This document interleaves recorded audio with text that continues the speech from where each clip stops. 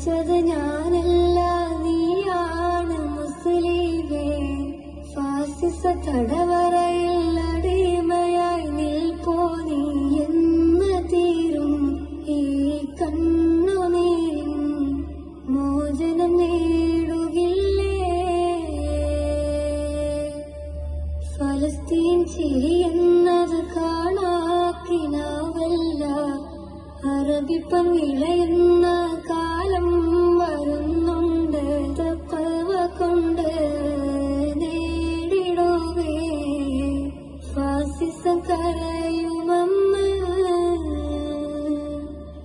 Gaza തെരുവിലെ ചോര കണ്ടേ ഞാനും എഴുതട്ടൊരു കണ്ണീർ കാവ്യം.